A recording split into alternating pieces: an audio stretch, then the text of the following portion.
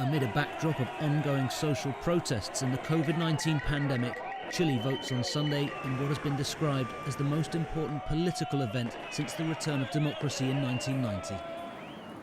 Chileans will be asked two questions. First, if they approve or reject creating a new constitution. And secondly, if they approve, which body should write the new constitution.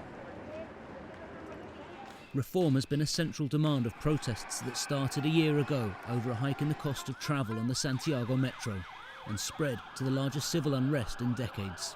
At least 30 people have been killed and hundreds of Chileans now have severe eye injuries after being shot with rubber bullets and tear gas canisters by police. University students Javiera and Constanza were on an exchange program in Argentina when the pandemic hit South America.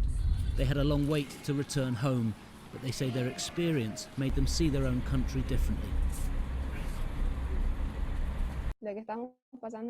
What is happening in Chile is important. This is something future generations will study. I'm concerned that people can't make ends meet, that they make so many sacrifices, and that we don't have our health and education guaranteed.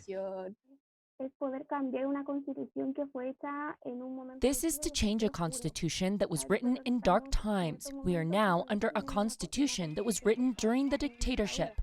What we want with the referendum and the writing of a new constitution is for it to be decided by the people and that it favors us, not by just the few and the political elite in the country.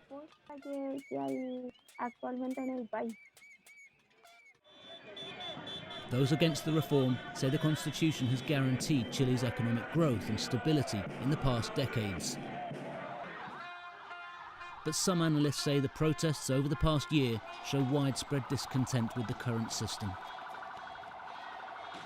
And what happened is that because institutional policy didn't work and was not able to change things, people turned to streets, and we've had a 10-year cycle of very intense social mobilizations, many social movements in areas like education, health, pensions, and many others, environment. And because the institutional policies was not able to produce change. In this country of around 19 million, there are now over 500,000 confirmed COVID-19 cases.